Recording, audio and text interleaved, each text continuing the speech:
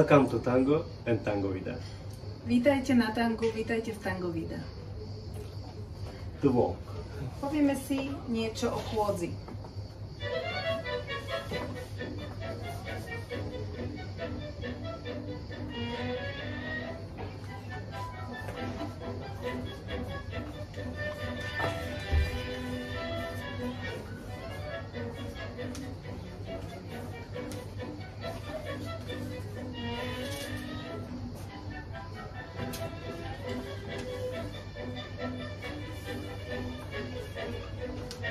For the leaders.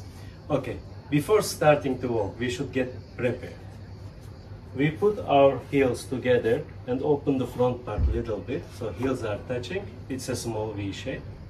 Čiže východisková pozícia na chôdzu je vždy nohy spolu, to znamená, že päty sú spolu, špičky nemusia byť, ale môžu byť v malom Včku, podľa toho, ako je vám vášmu telu prirodzené. To platí aj pre followerov a followerky. So starting position, when we walk forward, we walk through the heel, and when we walk backwards, we walk through the toes first.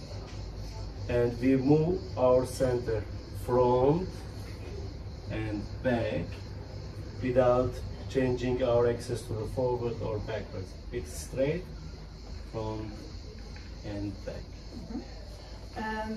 Our feet have the starting position, feet together, the heels are touching, the toes don't have to touch, it can be a slight V-shape.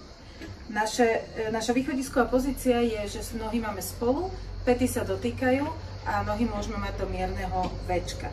Vždy, keď kráčame, tak kráčame stredom nášho tela, pohybujeme stred nášho tela tak dopredu, ako aj dozadu. Os máme rovnú, snažíme sa stále vyťahovať sa hore a hýbať stredom nášho tela, tým pádom sa naše telo hýbe naraz. A nie po kúskoch, že najprv ide noha, alebo najprv ide vršok. Čo sa týka nôh, alebo chodidiel, tak dopredu kráčame prirodzene cez pätu, nie cez špičku. Snažíme sa prvou dotknúť pätou a prerolovať váhu nášho tela cez celé chodidlo až po prsty na nohách.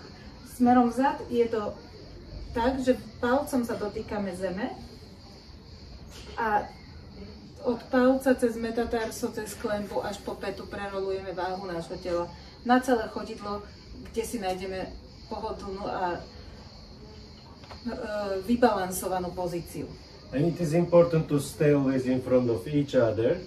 And for example, if you are practicing in an open embrace, it is good to step next to her standing foot so that she opens also enough space for me so that we don't step on each other.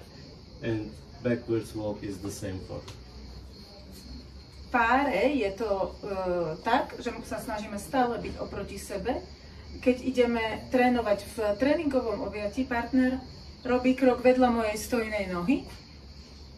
To je zhruba taká prírodzená dĺžka kroku. To isté platí pre mňa, keď robím chôdzu vpred.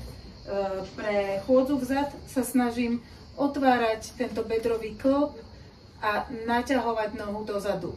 Aj keď robím malý krok, aby ten krok nezačínal tu niekde od kolena, lebo potom partner nemá na svoj krok miesto a blokujem ho. A takisto moje centrum ostáva tu, ale keď posuniem bok a posuniem celé centrum na tú novú nohu, vytvorí sa priestor pre ten krok. Last but not least, we keep the legs together.